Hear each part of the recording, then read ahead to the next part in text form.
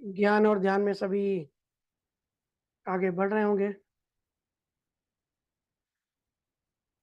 अभी पिछले वीक जो सत्संग हुआ, गुरु महिमा सब्जेक्ट चालू है। गुरु महाराज की वाणी जी से जो सीरीज़ है उनकी, वो कंटिन्यू करी थी। तो उसके 2-3 दिन बाद सत्संग के 2-3 दिन बाद किसी का कॉल आया। बोले कि भैया जैसे सत्संग चल रहा था, आँखों से आँसू नहीं रुक रहे थे।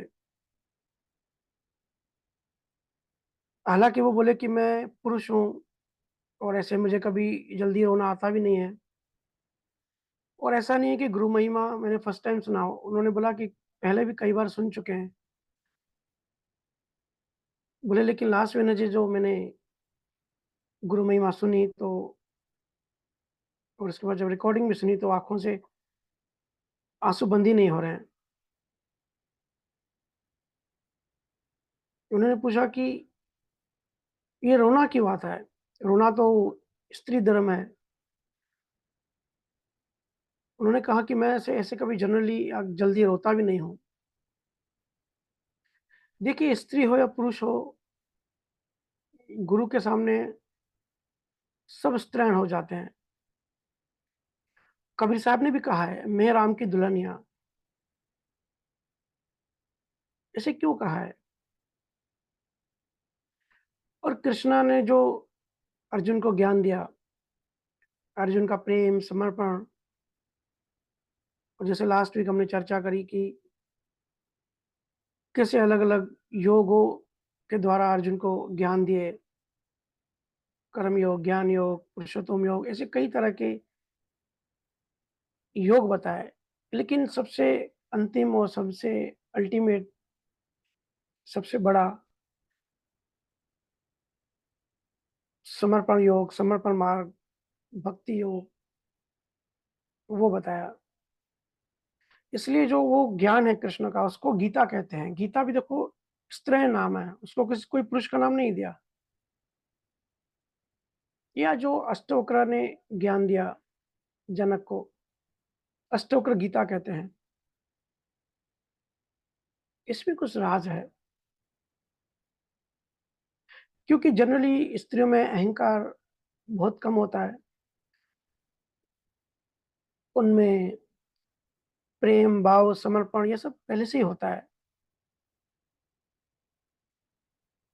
पर भक्ति मार्ग में जो पुरुष होते हैं, उनका भी जैसे-जैसे अहंकार गलते जाता है, वैसे-वैसे पुरुष भी स्त्रीण होते जाता है।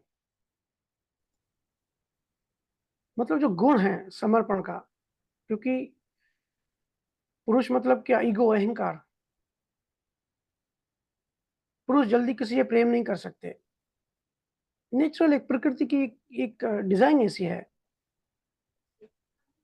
बट जो भी संत मत में, भक्ति मार्ग में या ज्ञान में होते हैं ना,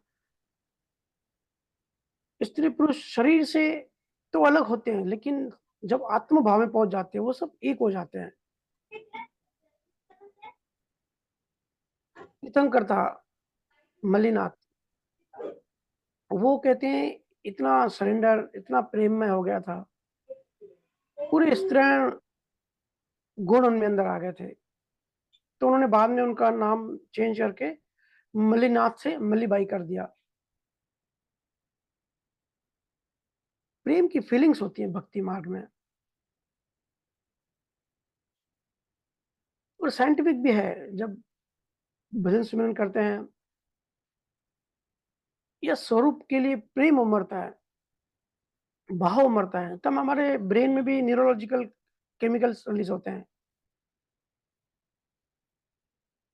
जो कि मैं भाव को कम करता है।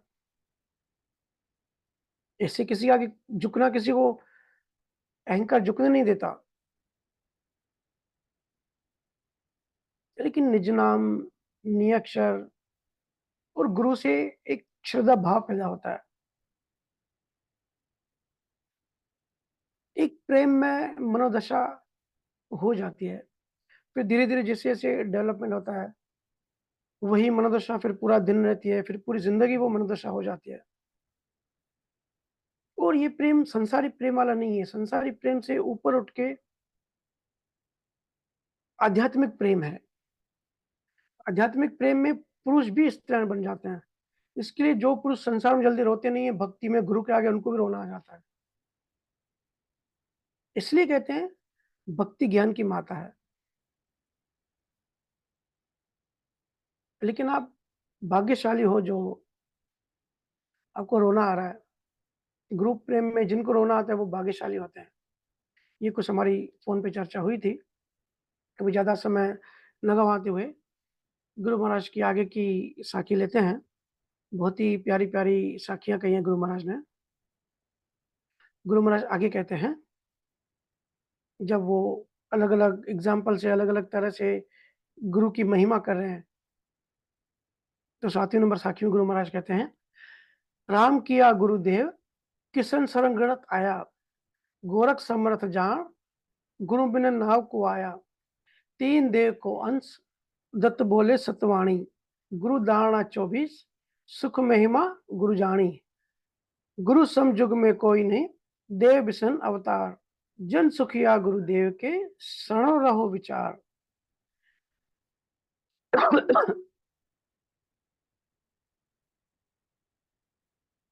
देखिए,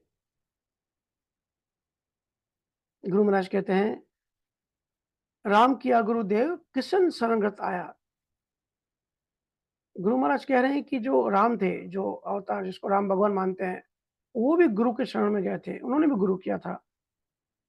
किशन शरणगत आया, जो कृष्णा था, उन्होंने भी गुरु किया था। राम के गुरु थे वशिष्ठ। वशिष्ठ का पूरा ग्रंथ है कि राम का और वशिष्ठ का जो आपस में चर्चा हुई थी, क्वेश्चन आंसर हुए थे। तो वशिष्ठ ने उनको सत्यनाम का ज्ञान दिया। ऐसे ही कृष्ण कृष्ण के कज़िन थे नेमिनाथ।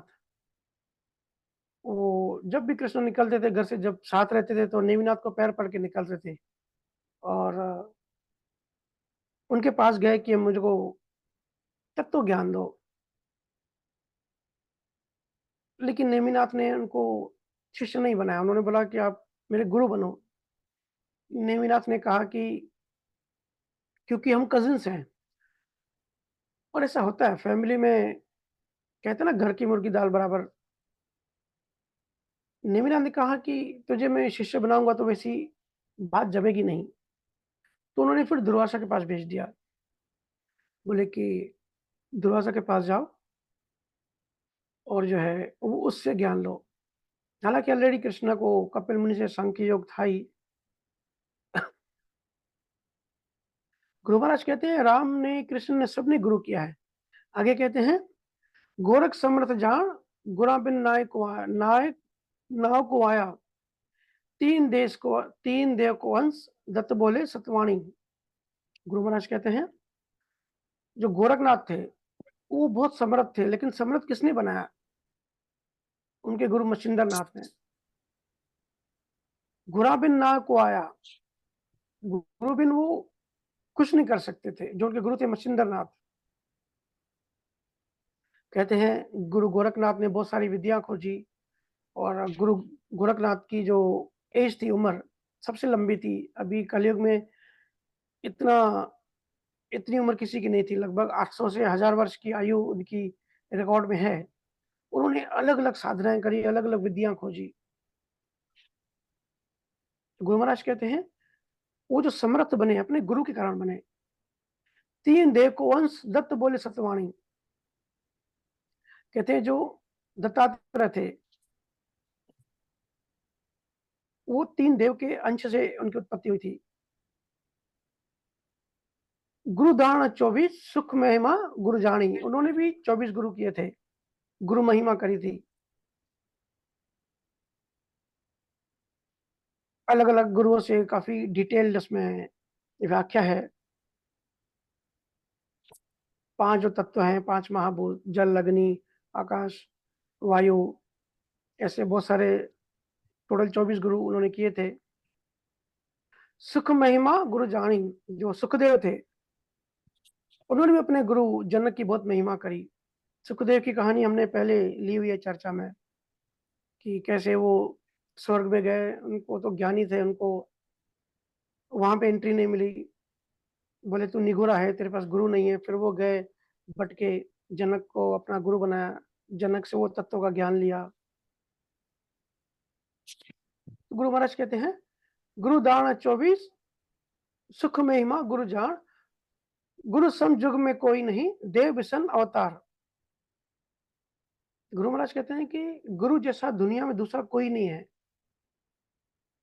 देव विसन अवतार, जो देवता है और विष्णु के जो अवतार बोले जाते हैं, हम देखो संसार में सब इन्हीं की भक्तियां करते हैं, ब्रह्मा विष्णु महेश। गुरु महाराज कहते हैं गुरु के बराबर कोई भी नहीं है, गुरु सबसे ऊपर है। देव विसन अवतार। हम सब जो नए नए गुरु भक्ति में आते हैं, लेकिन इतने पक्के नहीं होते हैं। पहले पूजा पाठ वगैरह में, यज्ञ हवन में जो रहते हैं, तो उनको एक डर लगा सा रहता है कि इन देवताओं की पूजा करनी पड़ेगी। ठीक है, गुरु तो है, गुरु गुरु तो करना है, लेकिन साथ-साथ देवताओं की भी पूजा पाठ, यज्ञ हवन, मंदिर सब करते रहते हैं।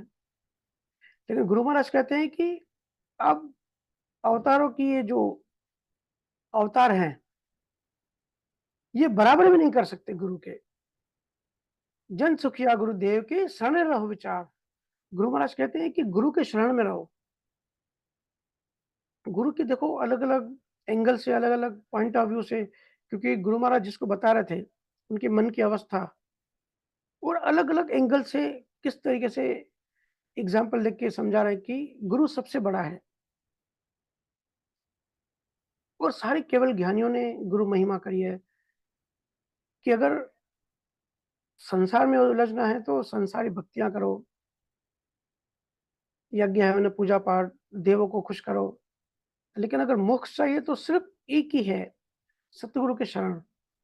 विठलराव के संबंध में भी हमने ये देखा हुआ है कि भाव और प्रेम जब गुरु से होता है, जब निज मन जब देते हैं, जब सरेंडर कर देते हैं, समर्पण कर देते हैं, तब गुरु महर से नीय अक्षर जागृत होता है। जब गुरु के शरण में जाते हैं,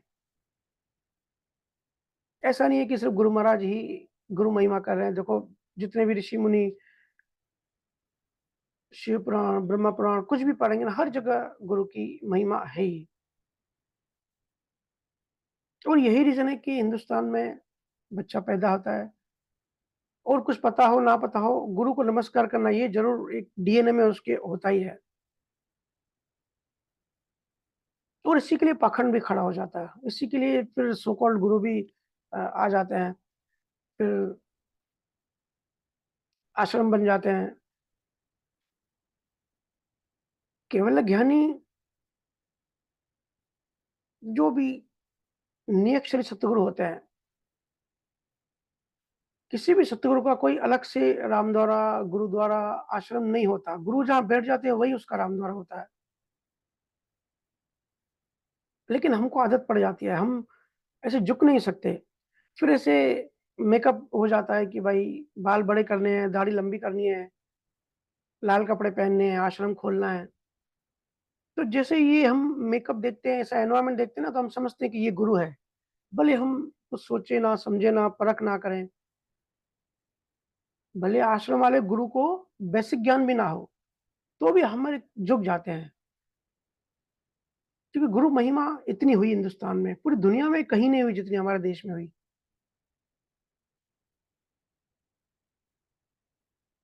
इसके प्रोस एंड कॉन्स भी हैं, लेकिन मोस्टली जो लोग झुकते हैं ना, निरक्षर सत्य के आगे नहीं झुकते, वो मेकअप के आगे झुकते हैं। ऐसा कोई गुरु हो जिसको गुरु जैसा मेकअप ना हो, गुरु जैसे कपड़े नहीं पहने, गुरु जैसा आश्रम नहीं हो, कबीर जैसा साधारण सा इंसान हो, जो अपना काम करे, खुद का काम करके पैसे कमाए और साधारण दिखने में बिल्कुल साधारण हो, एक गृहस्थी टाइप लगे। तो फिर भी मेकअप वाले गुरु के आगे तो एक इंसान जल्दी झुक जाता है, क्योंकि प्रोग्रामिंग है कि ये ज़रूर गुरु ही होगा। लेकिन जो साधारण गुरु होते हैं ना, अंदर से वो निरक्षरी हैं, लेकिन बाहर से जो बिल्कुल सिंपल साधारण होते हैं, उनके आगे झुकने में ईगो को बड़ी चोट लगती है। तो हम जो झुकते हैं ना, सो कॉल्ड गुरु, वो मेकअप के आगे झुकते हैं। तो गुरु महाराज आगे कहते हैं, सुखदेव जति बखान गुरा बिन भेद न आयो, जनक बदे जनक बदे गुरुदेव भेद, तत्त सु तत्त मिलायो, ऐसा समर्थ जान आण हम शरणा लिया, जुगन जुगन की गेल पलक में पेंडा किया, सतगुरु बीरमदास जी जनक बदे प्रमाण, जन सुखिया अमीर अमर शिशा, जयदेव दया बखान। देखिए, एक एक शब्द कितना गहरा है। गुरु महाराज कहते हैं, सुखदेव जति बखान गुरा बिन भेद न आयो। सुखदेव जो था वो जत्ती था। जत्ती का मतलब होता है शुद्ध ब्रह्मचारी। शुद्ध ब्रह्मचारी मतलब बिल्कुल प्योर, ऐसा था सुखदेव। फिर भी गुरा बिन भेद न आयो। गुरु नहीं था तो उसको भेद नहीं आया। जनक विदे गुरुदेव वेद तत्त सु तत्त मिलायो। जब सुखदेव जनक के पास गए, जनक वेद जो जनक विदे था, तत्त सु तत्त मिलायो, तब जाकर उसको वो तत्व जागृत हुआ, वो नियक्षर जागृत हुआ, वो नाम शब्द जागृत हुआ। देखो, असली बात नाम की है। गुरु महाराज बार बार कहते हैं, कबीर साहब, दादू दयाल, सारे केवल ज्ञानी कहते हैं। और देखो, उनके समय तो कोई यूट्यूब भी नहीं था, इतनी मीडिया भी नहीं थी। आजकल तो इतना इन्फॉर्मेशन ज्ञान है, कुछ भी चाहिए यूट्यूब पे जाओ, गूगल पे जाओ, सब मिल जाता है। तो आजकल तो ईज़ी होना चाहिए मोक्ष। लेकिन गुरु महाराज कहते नहीं, वो तत्व होना चाहिए। जनक ने क्या दिया? तत्व सु तत्व मिलायो। भले इन्फॉर्मेशन नहीं हो, भले मीडिया वाला ज्ञान नहीं हो, जो हम मेमोरी में ठूसते हैं। क्या चाहिए? तत्व चाहिए। तो जिसके पास वो तत्व होता है, वही उसी को सतगुरु कहते हैं। जनक विदे गुरुदेव बे तत्व सु तत्व मिलायो, ऐसा समर्थ जान आण हम शरणा लिया। गुरु महाराज कहते हैं, ऐसे समर्थ गुरु के मैंने भी शरण लिया। जुगन जुगन की गेल पलक में पेंडा कियो। गुरु महाराज कह रहे हैं कि जुगन जुगन की गेल की, पता नहीं कितने जन्म हम भटकते ही रहे। जब तक सतगुरु नहीं मिलेगा, हम सबको भटकना ही है। जब तक नियक्षर नहीं मिलेगा, कितना भी ज्ञान अर्जित कर लें। ब्रह्म ज्ञान वाले कहते हैं कि सिर्फ ज्ञान, या जो ज्ञान योगी हैं, ज्ञान योगी मतलब नास्तिक, वो कहते हैं कुछ मत करो, प्रेम मत करो, समर्पण मत करो, सिर्फ ज्ञान अर्जित करो बस। इंफॉर्मेशन कलेक्ट करो इस ब्रेन में, जितनी हो जाए। गुरु महाराज कह रहे हैं कि जुगन जुगन की गेल, इस तरीके से भटकते रहोगे। पलक में पेंडा किया, कि जब सतगुरु मिलते हैं, जब नाम वाले गुरु मिलते हैं, जब तत्व मिलता है, तब पल में ही काम हो जाता है। सतगुरु बीरमदास जी जनक बुदे प्रणाम। गुरु महाराज के जो देहधारी जो गुरु थे, उनका नाम था बीरमदास। उनकी महिमा कर रहे हैं कि जैसे सुखदेव को जनक मिला, जो ज्ञान जनक ने सुखदेव को दिया, वही ज्ञान मुझे मेरे सतगुरु बीरमदास ने दिया। जन सुखिया मीरा सुझा, जयदेव दया बखान। देखिए, कई लोग कहते हैं कि जैसे बुद्धिस्ट होते हैं, बुद्धिज्म में काफी सारे बुद्धिस्ट में मिलता हूँ, वो भी कहते हैं कि गुरु की जरूरत नहीं है, अपो दीपो भवा। तो वो कहते हैं कि अपना दीपक खुद बनो, अपना दिया खुद जलाओ। अरे भाई, बात सही है, बुद्ध ने ऐसा कहा, लेकिन वो बुद्ध ने आपको कहा क्या? वो बुद्ध ने, जब उसके सामने जो शिष्य थे, वो एक पॉइंट तक पहुंच गए थे, वो उन्होंने उनको कहा, आज आपको नहीं कहा। क्योंकि बुद्ध भी तो उस समय उनके गुरु ही थे ना। तो जो कहते हैं ना, ज्ञान में गुरु की जरूरत नहीं है, किताबें पढ़ लेंगे या यूट्यूब से अलग अलग गुरुओं का ज्ञान अर्जित करेंगे, ये माया और ब्रह्म है, भटकते ही रहोगे। और ऑलरेडी तुम्हारे पास नरक का वीजा है, याद रखना।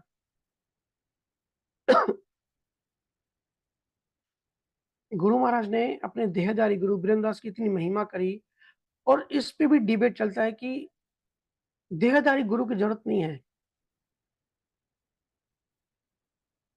वाणी जी पढ़ ली, ग्रंथ पढ़ लिए, या दूसरे किसी पंथों में मूर्ति पूजा कर ली, तो हो गया काम। देहधारी की जरूरत नहीं है। अरे ये इतना आसान नहीं होता, क्योंकि हम देहाध्यासी हैं, हम अभी देह में हैं। देह भाव खत्म करने के लिए तुमको गुरु की देह का सहारा लेना पड़ेगा, क्योंकि वो पारलौकिक भाषा नहीं समझ सकते। देखो, आसमान की, पेड़ों पक्षियों की, चांद तारों की तुम सुन सकते हो क्या? समझ सकते हो इनकी भाषा? तुमको कोई साकार रूप चाहिए, जो बिल्कुल तुम्हारी तरह हो, तुम्हारी भाषा सुनता हो, समझता हो। क्योंकि अभी हम मनुष्य में हैं, हम अपने आप को देह मानते हैं, हमारा अज्ञान नहीं गया। क्योंकि हम देहदासी हैं, खुद को देह मानते हैं, इसलिए देहधारी गुरु, सतगुरु चाहिए। हालाँकि काम उनके अंदर तब तो करता है। देह तो जड़ होती है, गुरु की भी देह यहीं खत्म हो जाती है। उनके अंदर जो नाम तत्व होता है वो काम करता है, लेकिन कैरी तो देह करता है। जो कम्युनिकेशन है हमसे, वो तो देह करती है, इसलिए देह की भी रिस्पेक्ट है। जो गुरु से ज्ञान मिलता है, जो गुरु वेद बताते हैं, गुरु महाराज हर जगह कहते हैं कि वेद लो, गुरु से वेद लो। तो वेद ऐसे ही तो ट्रांसफर नहीं हो जाएगा ना। कम्युनिकेशन का जो ज्ञान है, वो हमको गुरु से, वचनों से मिलता है। और जो सतगुरु के जो वचन होते हैं, वो सच्चे घी की तरह होता है। बहुत सारे उसमें न्यूट्रिशंस होते हैं। सच्चा घी खा लिया तो और कुछ खाने की जरूरत नहीं पड़ती। ऐसे ही जब गुरु के वचन सुन लिए, तो और किसी चीज की जरूरत नहीं होती। तो दोनों बातें समझनी है। जो तत्व होता है वो सतगुरु की देह में होता है, तो देह की भी रिस्पेक्ट होती है, देह की महिमा होती है, लेकिन देह यही खत्म हो जाती है, और जो नाम होता है वो देह का होता है ना? सतगुरु भी देह लेकर, देह का सहारा लेके आते हैं, और हमारा जो फोकस होता है वो गुरु के दिए हुए ज्ञान पे होना चाहिए। गुरु ने वेद दिया, तो हमारा फोकस वेद पे होना चाहिए। देखो, जैसे आप सब रील्स देखते हो इंस्टाग्राम पे, यूट्यूब पे, तो बहुत सारे रील्स आते हैं जिसमें पति पत्नी के कॉमेडी वीडियोस होते हैं। आप में से बहुत सारे लोग स्टेटस भी लगाते हो, देखते हो ना? तो उस समय आप जब रील्स देखते हो और हंसते हो, जो जो क्या कॉमेडी होती है, तो आपका फोकस वो क्या बात कर रहे हैं, वो क्या बोल रहे हैं, उस पे होता है। तो आपको हंसी आ जाती है। वो कौन है पर्सनली, उनकी आइडेंटिफिकेशन क्या है, उस पे आप ध्यान नहीं देते। ऐसे ही गुरु का एक एक शब्द जो होता है ना, ग्रंथ होता है। गुरु वाक्य, महावाक्य, गुरु वाक्य, ब्रह्म वाक्य।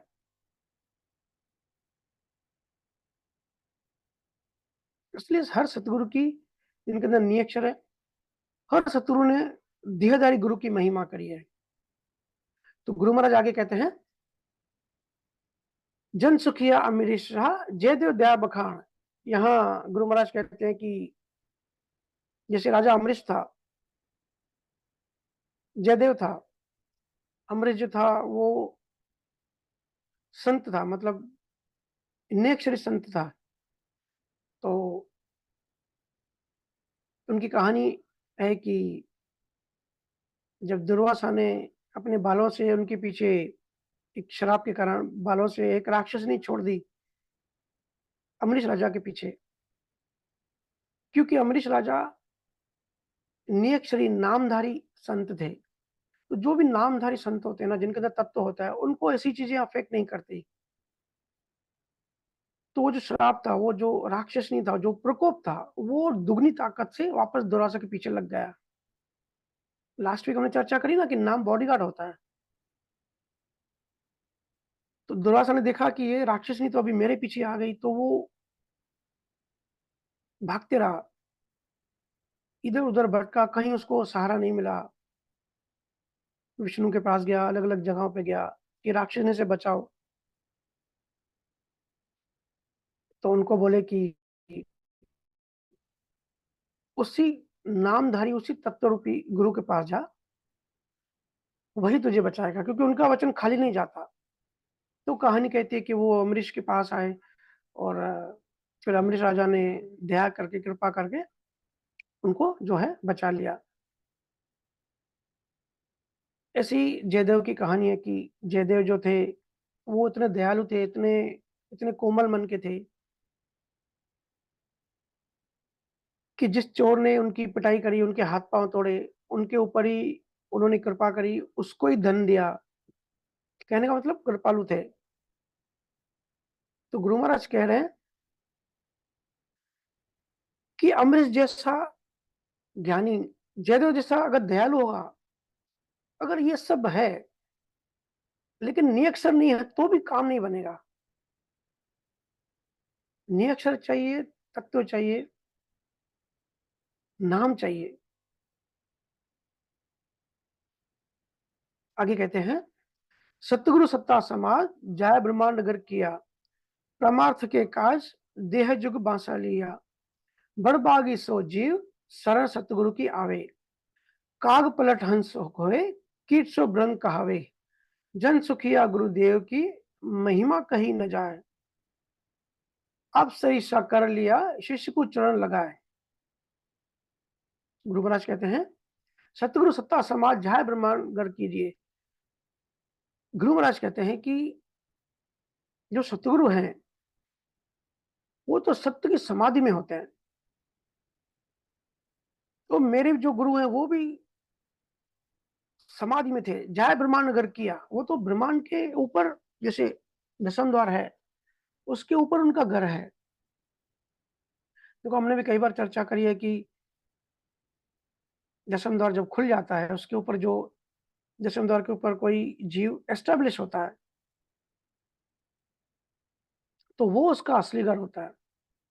जब हम ध्वनि सुनते हैं, अखंड ध्वनि, उद्देश्य क्या होता है कि वहाँ एस्टेब्लिश होना। तो जो गुरु आते हैं, जो सतगुरु आते हैं, उनका घर वही है।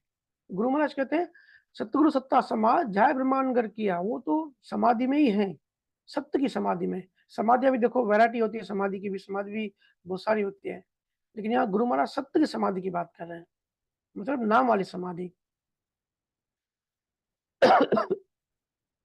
देखो, दशम द्वार के ऊपर जो आकाश तत्व होता है, ब्रह्मांड मतलब आकाश, तो दशम द्वार के ऊपर जो 5 तत्व होते हैं, एक-एक तत्व सदते जाते हैं। आखिर में दशम द्वार पे आकाश तत्व जो है, वो सदता है। और आकाश तत्व जो होता है, वो ध्वनि का सूचक होता है। ध्वनि से जब हम मर्ज होने की जब बात करते हैं, तब एक्चुअल में क्या होता है? एक तो जो जो जीवात्मा क्रिएट हो जाती है, वो गलने लगता है, वो रिझने लगता है। और जो स्पेस एंड टाइम है, जब आकाश तत्व सद जाता है, तब स्पेस स्पेस और टाइम की जो लिमिट है, वो खत्म हो जाती है। उसका जो गुण है, जीवात्मा को जो लगा हुआ है, वो निकल जाता है। मेरे को शब्द नहीं मिल रहे हैं एक्चुअली, जो अनुभव है वो बताने में। तो गुरु महाराज कहते हैं, सतगुरु सत्ता समाज जाय ब्रह्मांड घर किया, परमार्थ के काज देह जुग भाषा लिया। देखिए, कितनी करुणा है। उनका घर तो ब्रह्मांड के ऊपर है, दशम द्वार के ऊपर है। ब्रह्म माया इस प्रकृति में आने की उनकी कोई जरूरत नहीं है, लेकिन परमार्थ के काज, परमार्थ मतलब दूसरों के लिए, कि दूसरे जो जीव फंसे हुए हैं, उनको निकालने के लिए देह जुग भाषा लिया। संसारी जीवों को वहां से निकालने के लिए सतगुरु देह लेते हैं। ये मैं कई बार कह चुका हूँ कि इस एग्जाम्पल समझिए कि कुछ लोग जेल में फंसे हैं और उनका कोई आदमी जेल में नहीं है, वो बाहर आजाद है। क्योंकि उसको करुणा आ रही है, उसको दया आ रही है कि ये जो जेल में फँसे हैं, ये मेरे बिना जेल से नहीं निकल सकते और जेल की जो ज़िंदगी है बहुत बदतर है। तो देख के उसको करुणा आती है। तो जेल से निकालने के लिए उसको जेल के अंदर आना पड़ेगा, ऐसा नियम है। क्योंकि जेल से निकालने का जो भेद है, जो रहस्य है, जो रास्ता है, वो तो उनको जाके उधर बताना पड़ेगा। जो विधि है, जो सीक्रेट है। इसलिए जो सतुर होते हैं, उनको कोई ज़रूरत नहीं होती, वो तो ऑलरेडी केवल ज्ञानी होते हैं।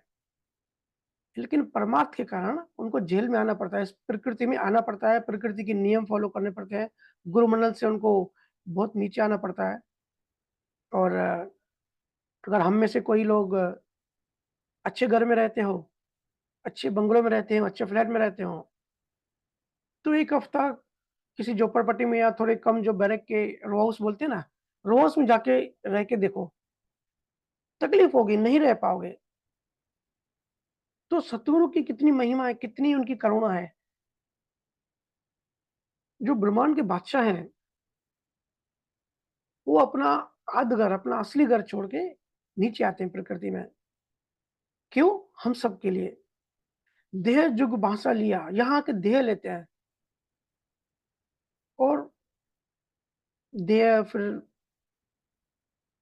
कर्मों का चक्कर, देह और देह देह की जो लिमिटेशंस हैं, वो लागू हो जाती हैं क्योंकि जिस देश में जाओ, उस देश के रूल्स फॉलो करने पड़ते हैं।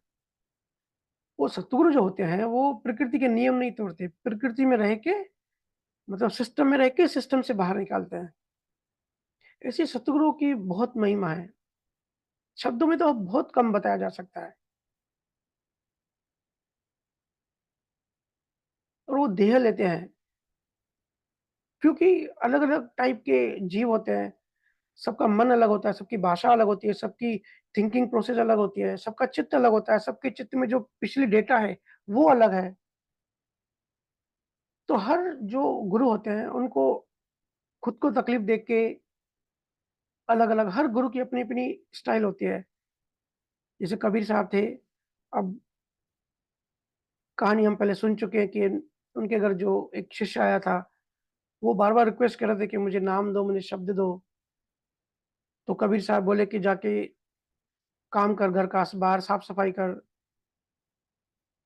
और जब भी वो नाम माँगने आते, कबीर साहब उनके ऊपर कचरा डाल देते थे। तो वो बड़े हैरान होते थे, गुस्सा भी होता था, ईगो हर्ट होता था शुरू-शुरू में कि ये क्या बात है? मैं तो गुरु से ज्ञान लेने आया हूँ, गुरु से वेद लेने आया हूँ, गुरु से नाम लेने आया हूँ, लेकिन गुरु मेरे ऊपर कचरा डाल रहे हैं। तो गुरु तुमको अहंकार को चोट करेंगे, तुम्हारे ईगो को चोट करेंगे, तुम्हारी भलाई के लिए। फिर वो बंदा धीरे-धीरे जब 10-12 साल हो गए इंतज़ार करते हुए, तब वो ये टेक्निक समझ गए और सहज ही समर्पण और प्रेम भाव उत्पन्न हो गया था। तब बोले अभी कचरा डालो, मैं आपका हूँ, जो भी करना है करो। तो जब कबीर ने कचरा डाला तो उनके चेहरे पे बिल्कुल शिकंज नहीं आई। कबीर ने देखा कि अब ये रेडी हो गया है, तो कबीर साहब ने जो है उनको ज्ञान दिया और शब्द जागृत किया। तो शिष्यों के हर गुरु की अपनी-अपनी स्टाइल होती है। किसी का बहुत भयंकर अहंकार होता है तो उसकी कुछ न कुछ टेक्निक्स होती है। अब मैं भी काफ़ी सारे लोगों को व्हाट्सएप पे रिप्लाई नहीं करता हूँ, तो कुछ जीवों को ईगो को चोट लग जाती है कि अरे! ऑनलाइन बैठे हैं और हमको रिप्लाई नहीं दे रहे हैं। तो भाई हम सबके ऊपर गुरु मेहर है, गुरु मेहर गुरु जो भी करते हैं, कुछ न कुछ रीज़न होता है।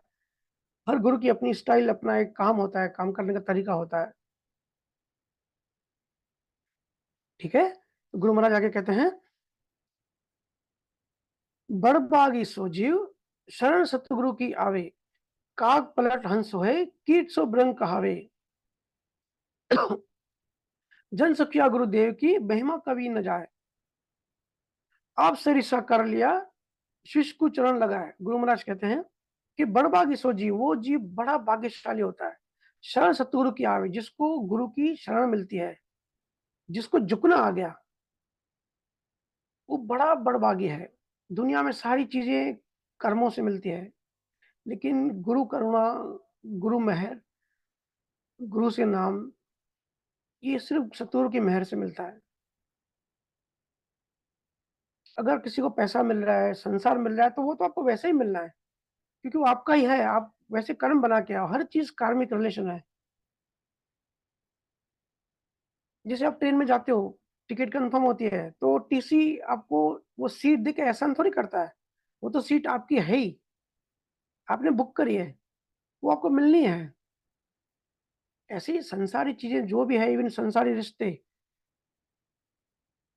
आपको मिलनी है, जो कर्मों में है मिलेगा, जो कर्मों में नहीं मिलेगा, सीधी-सी बात है।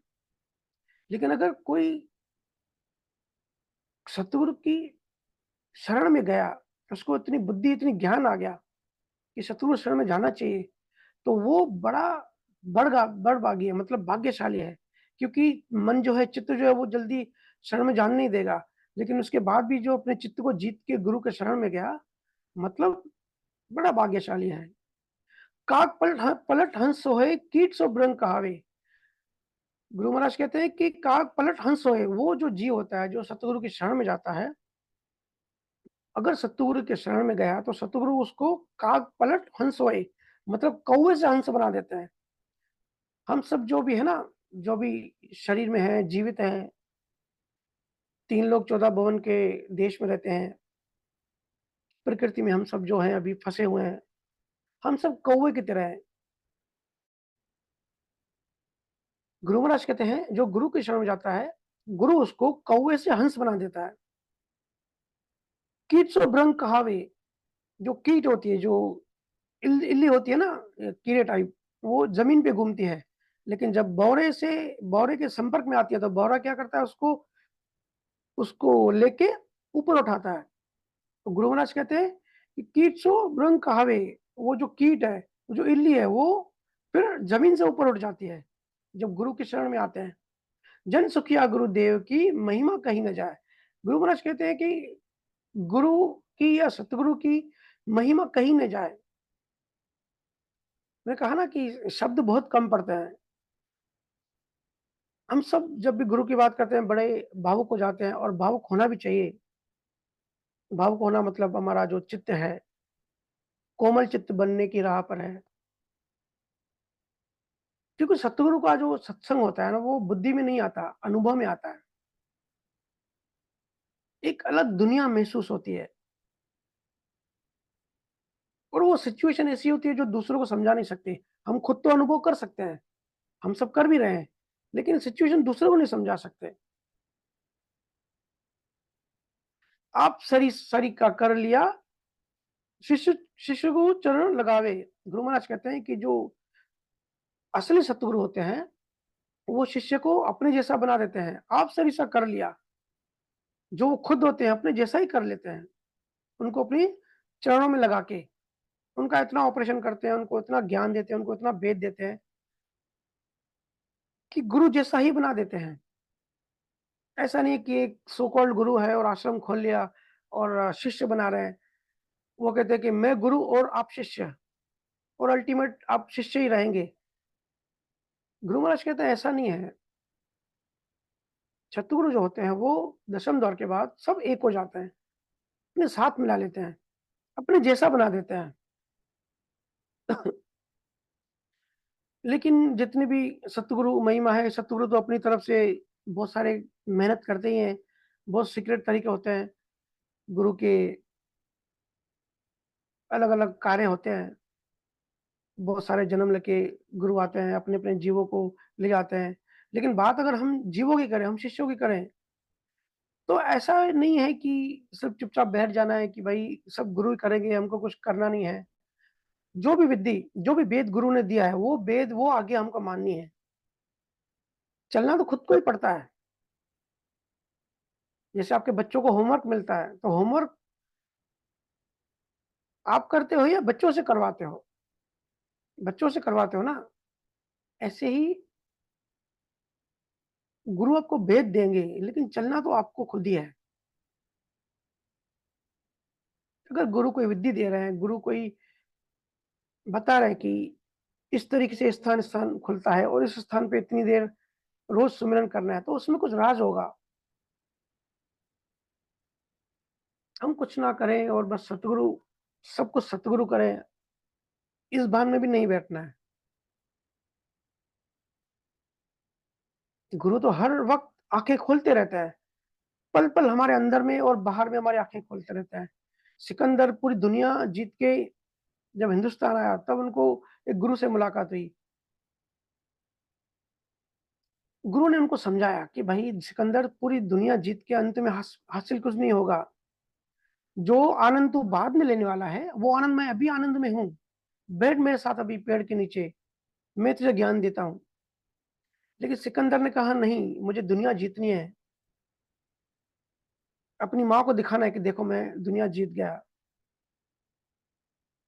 फिर कहते हैं कि जब वो दुनिया जीत के वापस जा रहा था अपनी माँ से मिलने, तो बीमार हो गया और इतना बीमार हो गया कि मरने की कगार तक आ गया।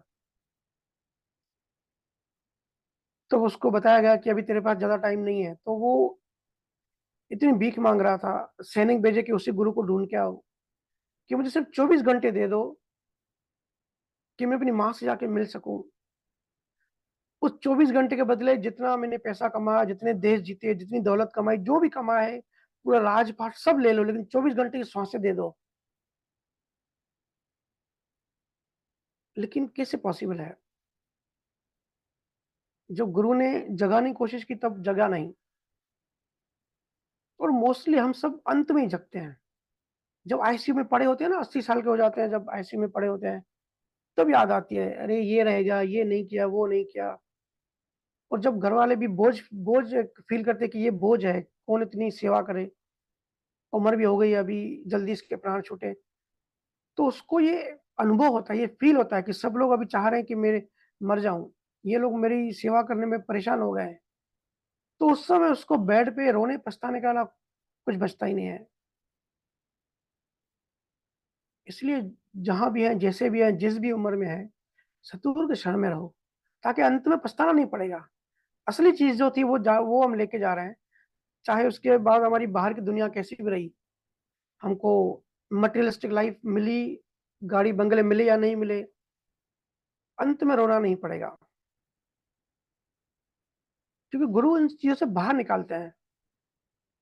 जैसे शॉक लगता है ना, किसी को करंट लगता है, तो वो क्या होता है, जब वो चिपक जाता है, जिसको शॉक लग जाता है, तो वो खुद से छूट नहीं सकता। उसको बाहर से कोई आदमी चाहिए, जो लकड़ी से उसको वहाँ से अलग करे।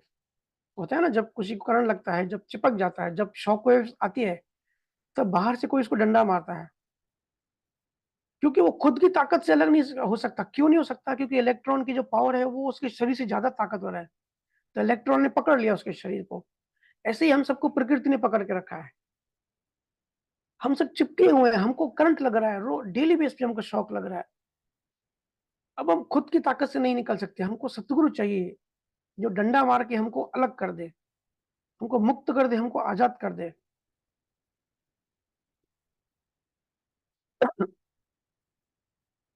है ना? इसलिए गुरु की महिमा है, सतगुरु के आगे हर संत ने सतगुरु के आगे सरेंडर और सतगुरु के आगे समर्पण करने को कहा है। तो गुरु से भेद लो, गुरु से ज्ञान लो, क्योंकि ज्ञान किसी डायरेक्ट परमात्मा से तो नहीं ले सकते ना। जो नास्तिक होते हैं, जो आत्मज्ञानी होते हैं, वो कहते हैं किसी की ज़रूरत नहीं है। अरे भाई, परमात्मा से डायरेक्ट आप बात कर सकते हो।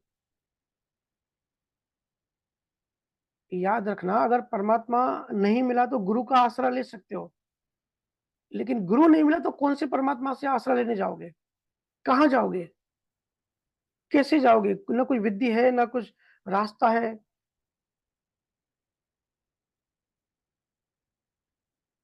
तो अंतमति सो गति, फिर हमारे अंत में मति बिल्कुल मन खराब हो जाता है। कहते हैं ना कि निगुरा होके किसी को नहीं मरना चाहिए, क्योंकि अगर कोई मर रहा है और निगुरा है, तो उसको बचाने वाले कोई नहीं है आगे। तो इस तरीके से गुरु महाराज ने गुरु महिमा में गुरु की बहुत महिमा की है। बड़े प्रेम से, बड़े राज से, बड़े रहस्य से एक एक परत दर परत गुरु महाराज खोलते जाते हैं। और एक जगह कहा है, गुरु पद न्यारो सत्य है, ज्यो अमर फल होए। और राम लग भक्ति सो, अन्न जल जड़िया जोए। अंजल जड़िया जोए, सर्व सुख जहां जावे। यू करणी रट राम, मुक्त लगन जल फड़कावे। सुख राम उपाय एक सो, नाना विध की जोए। गुरुपद न्यारो सत्य है, जो अमर फल होए। गुरु महाराज कहते हैं गुरु पद जो है वो न्यारो है। अब गुरु महाराज ने अलग अलग पद बताए, ब्रह्मा और माया का पद बताया कि ये जो 3 लोक और 14 भुवन की जो माया की जो एरिया है, इसके अंदर स्वर्ग नरक पाताल सब आते हैं। गुरु महाराज ने कहा है कि अगर कोई जीव इसमें भटक रहा है तो वो माया में है, या इसको हद भी कहा है। इसकी एरिया जो बॉर्डर है वो त्रिकुटी तक होती है। इसके आगे गुरु महाराज ने जिसको निर्गुण पद कहा है या ब्रह्म पद कहा है, बेहद कहा है, अलग जगह पे अलग नाम यूज किए। 3 ब्रह्म के 13 जो लोक हैं, जो सूक्ष्म है। तो माया और ब्रह्म में जो फंसता है उसको वापस आना ही पड़ता है। जो लोग ब्रह्म भक्ति करते हैं, ब्रह्म ज्ञान करते हैं, तो गुरु महाराज कहते हैं ब्रह्म भक्ति हो वो भी माया ही है। ब्रह्म और माया माता पिता की तरह है। बट तीसरा पद है सत्य स्वरूप आत्मा, नियक्षर निज नाम, उसको गुरु महाराज गुरु पद कह रहे हैं। कह रहे हैं गुरु पद न्यारो सत्य है, ज्यो अमर फल होए। गुरु महाराज कह रहे हैं कि जैसे अमर फल होता है, अमर फल उन्होंने एग्जाम्पल दिया है। रियल में ऐसा होता नहीं है, लेकिन गुरु महाराज ने समझाने के लिए हम सबको कि एक होता है अमर फल और दूसरे जो नॉर्मल सब फल होता है। तो गुरुपद न्यार सत्य है। गुरुपद कैसा है? वो अमर फल की तरह है। और राम भक्ति भक्ति सो, अन्न जल जड़ियां जोए। और जो दूसरे नॉर्मल फल होते हैं, अमर फल क्या होता है? अमर फल खाने से अमर हो जाता है, उसे कभी मौत नहीं होती। और जो नॉर्मल जो अन्न जल होता है, गुरु महाराज कहते हैं कि और राम लग भक्ति सो, अन्न जल जड़ियां जोए। तो जो दूसरी जो भक्तियां हैं, गुरु पद को छोड़ के जो ब्रह्मा और माया की जितनी भी भक्तियां हैं, ये सब अन्न जल जोड़ियां जोए। देखिए हर कोई जो भी भक्ति करता है, हर भक्ति का कुछ ना कुछ फल होता ही है। ठीक है? माया की भक्ति करते हैं तो हमारा जो साकार सृष्टि जो संसार है उसके लिए हम भक्ति करते हैं तो वैसा बीज पड़ता है, तो अकॉर्डिंगली फल मिलता है। ब्रह्म की भक्ति करते हैं तो ब्रह्म का फल मिलता है। गुरु महाराज कह रहे हैं जो भी भक्ति करेंगे कोई भी निष्फल नहीं है, फल तो मिलता ही है। लेकिन जैसे अलग अलग वैरायटी होती है फ्रूट्स की, फल की, अनाज की, बहुत सारी भक्तियां हैं, लेकिन अमर फल एक ही होता है और वो न्यारा होता है। गुरु महाराज कह रहे हैं गुरुपद न्यारो सत्य है, जो गुरुपद है वही सत्य है। और राम लग भक्ति सो। देखिए गुरु महाराज कह रहे हैं कि अगर कोई राम राम भी सिमरन करेगा या राम भक्ति भी करेगा और नियक्षर नहीं है तो वो भी माया में आता है। ऐसा गुरु महाराज ने कई जगह पे बताया है। सब लोग मेरे से पूछते हैं कि भैया राम नाम सिमरन बड़ा है या नियक्षर बड़ा है? देखिए नियक्षर जो है वो प्राइमरी है। राम नाम सिमरन जो है, अगर नियक्षर नहीं है तो राम नाम सिमरन भी सिर्फ जो संसार है उसके अंदर गति कराता है, उसके कर्म काटता है। लेकिन वो कर्म काटेगा, हम फिर कर्म बनाएंगे तो हम वही वही फंसेंगे। नियक्षर क्या है? अमर फल है। तो डिफरेंस बड़ा भारी का, लेकिन समझना। ओ राम लग भक्ति सो, अंजल जड़ियां जोए। अंजल जड़ियां जोए, सर्व सुख जहां जावे। गुरु महाराज कहते हैं कि अलग अलग भक्तियों के अलग अलग सुख है, मतलब अलग अलग फल हैं। यू यू करानी रट राम, मुक्त लग जन फल खावे। गुरु महाराज कहते हैं कि अगर नियक्षर नहीं है हो और राम रट रहे हो, राम नाम सिमरन कर रहे हो, तो मुक्ति मिलेगी, मोक्ष नहीं मिलेगा। वो मुक्ति भी कैसी होगी कि वापस जग में आना ही पड़ेगा, मतलब परमानेंट मुक्ति नहीं है, अमर फल नहीं है वो। सुखराम उपाय ओकसी, नाना विध की जोय। गुरुपद न्यारो सत्य है, जीव अमर फल होए। देखिए, इसके लिए बार-बार हर सत्संग में कहता हूँ कि जब कोई पूछता है कि मंत्र दो या मंत्र कौन-सा श्रेष्ठ है, सबसे श्रेष्ठ मंत्र है गुरु वाक्य। जो सतगुरु कहे वो सबसे श्रेष्ठ मंत्र होता है।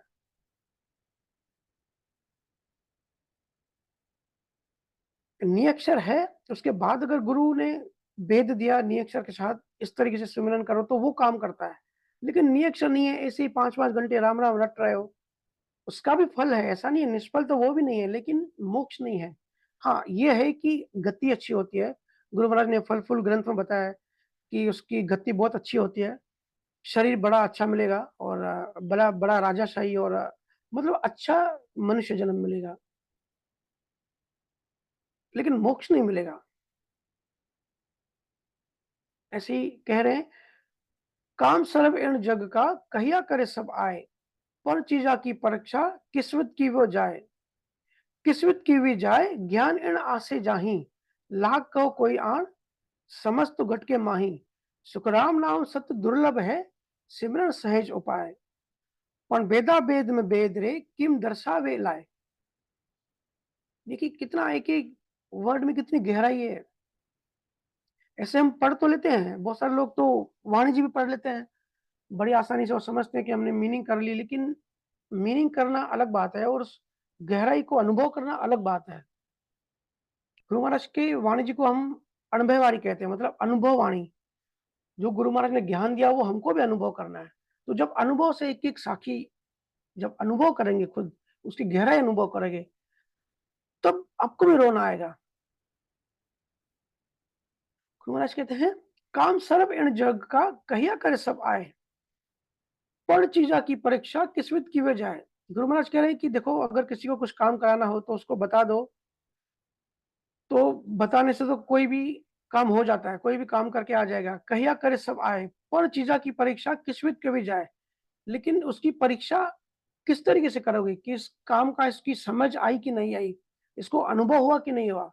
ये गहराई में गया कि नहीं गया? किस्मत की वे जाए ज्ञान एण आसो जाहिं, लाख कहो कोई आन समस्त घट के माहिं। सुखराम नाम सत दुर्लभ है, सिमरन सेज उपाय। गुरु महाराज कहते हैं, कुछ काम होते ऐसे होते हैं संसार में जो सिर्फ बोलने से होते हैं। बोलो और सामने वाले ने कर दिया। और कुछ काम ऐसे होते हैं जो बोलने से नहीं होते, वो खुद के अनुभव से, खुद की समझ में आना चाहिए। जैसे एग्ज़ाम्पल तो बहुत सारे, लेकिन एक सिंपल एग्ज़ाम्पल है स्विमिंग का। अगर किसी को सिर्फ आप मुँह से समझाओ, किस तरीके से स्विमिंग होती है, ऐसे हाथ हिलाओ, ऐसे पैर हिलाओ तो आप तैर लोगे, तो वो तैर लेगा क्या? वो तो उसने आप आपने बताया, उसने सुन लिया या कहीं उसने रीड कर लिया या यूट्यूब पे सुन लिया। लेकिन असल बात कब कही जाएगी? जब वो पानी में जाके इसका अनुभव करेगा। ज्ञान इंसान जाइन, लाख कहो कोई आन समझ तो घट के माही। जब तक खुद की समझ नहीं आएगी, जब तक अनुभव नहीं होगा, ऐसे स्विमिंग की जैसी कुछ और चीज़ें होती हैं, वो उसको नहीं आएगी बताने से। सुखराम नाम सत दुर्लभ है, सिमरन सहज उपाय। ऐसे गुरु महाराज कहते हैं, नाम सत्य दुर्लभ है, ये जो नाम है ना, ये दुर्लभ है। सिमरन सहज उपाय, सिमरन तो सहज है, वो तो सहज उपाय है। लोग बैठ जाते हैं 6-6 घंटा भजन सिमरन करने, नाम को जपने, रटने, बड़ा आसान लगता है। मंत्र सिद्धियाँ करते हैं, मंत्र साधना करते हैं, लगता है कि बड़ा आसान है।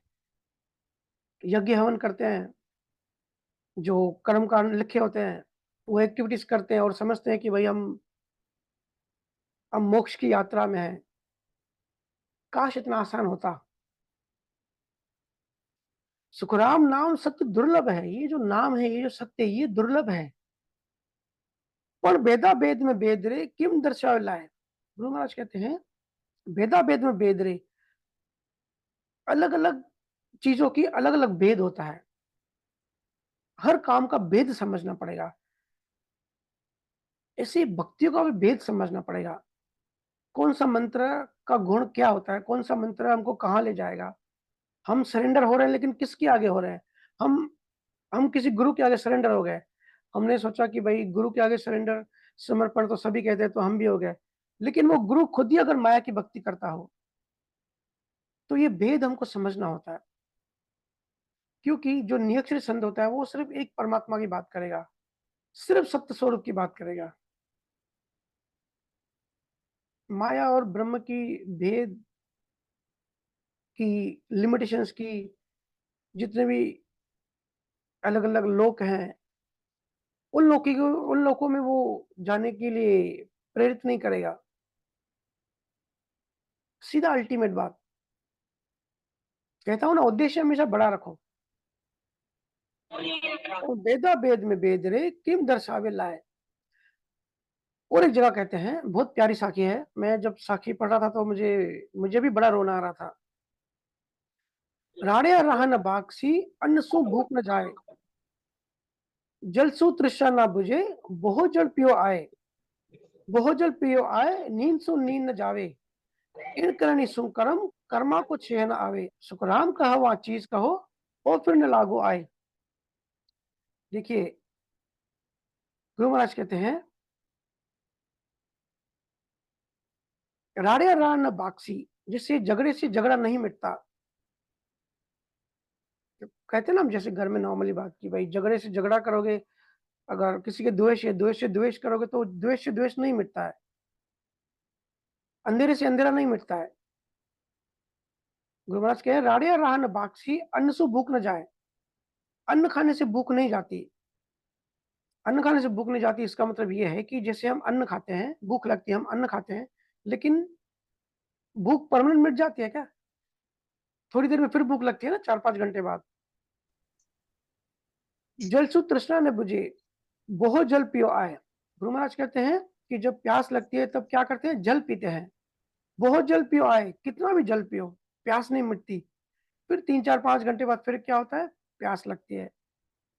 बहुत जल पियो आए, नींद से नींद जावे। ये इधर से इसमें देखना, ये करनी सु कर्म, कर्म को चैन आवे। जैसे खाना खाने से फिर से भूख लगती है, जब प्यास लगती है, पानी पीते हैं तो टेम्पररी शांति मिलती है, फिर से हमको प्यास लगती है। जब हम थक जाते हैं, नींद करते हैं, लेकिन जब उठते हैं तो तो फिर से थक जाते हैं, क्या वो तो फिर से थकान हो जाती है ना। गुरु महाराज कहते हैं, इन करनी सु कर्म, कर्म को चैन आवे, कि कर्म भी ऐसे ही बार बार लगते रहते हैं। कर्म को चैन आवे, सुखराम कहवा चीज कहो, और फिर न लगावे। गुरु महाराज कहते हैं कि देखो, पहले जब गुरु महाराज ने जब भेद दिया, तो कबीर साहब जब कलयुग राम आता कहा, जब सिमरन की टेक्नोलॉजी लेकर आए, उससे पहले क्या होता था ना, जो एक विधि जो मोस्ट पॉपुलर थी, वो ये थी कि पिछले कर्म जो है वो खत्म करते जाओ, वो भुगतते जाओ, नए कर्म नहीं बनाओ। इसी तरीके से धीरे-धीरे आप एक दिन मोक्ष में, चलते-चलते एक दिन आपको मोक्ष मिल जाएगा। ये सिंपल सा पहले एक गणित होता था कि जो पुराने कर्म, जो प्रारब्ध कर्म है वो भोगो, नए कर्म मत बनाओ, राग द्वेष मत करो। ऐसे कई लाखों जन्मों बाद जब कर्म शून्य हो जाएँगे तो मोक्ष मिल जाएगा। लेकिन गुरु महाराज कहते हैं कि नहीं, ऐसा नहीं होता। गुरु महाराज कबीर साहब जो है ना, जो जो केवल ज्ञानी है, उन्होंने कलयुग में एक नई टेक्नोलॉजी लेकर आए कि कर्म को डिलीट भी कर सकते हैं। गुरु महाराज कहे, "इणे करण सुकर्म, कर्म को क्षण आवे, सुखराम कहावत चीज कहो, और फिर न लगावे।" गुरु महाराज कहते हैं कि ऐसी चीज बताओ जिससे कर्म डिलीट भी हो और फिर से कर्म ना लगे। क्योंकि ये सब जो जितनी मायावी चीजें ना, ये टेम्पररी होती है, बार बार ये रिपीट होती है, परमानेंट नहीं होता। इसलिए इसको सतनाम नहीं कहते, इसको सत्य नहीं कहते। सत्य का मतलब होता है जो परमानेंट होता है, जो बदलता नहीं, जो एक ही स्थिति में होता है हमेशा। तो उसे अलग अलग एग्जाम्पल से गुरु महाराज बता रहे हैं। राड़े रार न बाक्सी, अन्न सो भूख न जावे। और एक जगह कहते हैं, राम राम कहे मिलत है, सो प्रगट कहूँ तोय, गत मुक्त लग पहुंच है, आगे पहुंच न कोई, आगे पहुंच न कोई, बचन मानो सब कोई, दृढ़ रटियो प्रहलाद, स्वर्ग क्यों बैठक जाई, सुख राम सती सत बाण में, जाय सर्व कहूँ जाए। राम राम कहे मिलत है, सो प्रगट कहूँ तोय। गुरु महाराज कहते हैं, राम राम कहे मिलत है, सो प्रगट कहूँ तोय, गत मुक्त लग पहुंच है, आगे पहुंच न कोई। देखिए, गुरु महाराज बिल्कुल साफ शब्दों में कह रहे हैं, बिल्कुल कॉन्फिडेंस से, बिल्कुल क्लियर अथॉरिटी से, कि राम राम कहे मिलते हैं। कि बहुत जगह पे लोग राम राम कहते हैं, आपस में मिलते हैं, जैसे हम हाय हेलो कहते हैं राजस्थान में, और कई जगहों पे आज भी राम राम सा कहते हैं। गत मुक्त लग पहुँचे। गुरु महाराज कहते हैं कि बहुत सारे ऐसे पंथ हैं जो राम राम सिमरन भी कहते हैं, करते हैं, राम की ही बात करते हैं। कहाँ तक वो पहुँचते हैं? गत मुक्त लग पहुँचे हैं, मतलब उनकी गति अच्छी होती है। आगे पहुँच ना कोई, एक होती है अगति, एक होती है गति, ठीक है?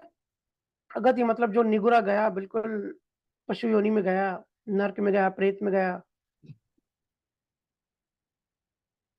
मरने के बाद जो सुमिरन करता है, राम-राम सिमरन करता है, लेकिन नियक्ष नहीं है, फिर भी राम-राम करता है, गुरु महाराज कहते हैं कि उसकी गति तो अच्छी होती है, इतना तो उसका पराक्रम है, कि उसकी गति होती है, पर आगे पहुँचना कोई, उसके आगे नहीं जा सकता। जो न्यारा है, गुरु महाराज बार-बार देखो न्यारा वर्ड यूज़ करते हैं, बियॉन्ड। न्यारा का मतलब होता है beyond space and time. Guru Maharaj कहते हैं भैया आपका अनम्यूट है, ओपन करिए।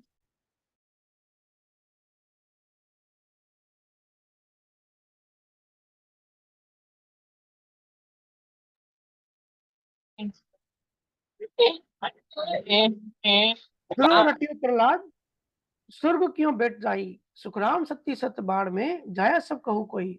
गुरु महाराज कहते हैं, ध्रुव प्रहलाद इन्होंने राम नाम सिमरन किया, तो इनकी गत कहाँ गई? ये लोग कहाँ गए? स्वर्ग क्यों बैठा जाइए, स्वर्ग में जाके बैठे। सुखराम सत्ती सत बाढ़ में, जाय सर्व कहू जोए।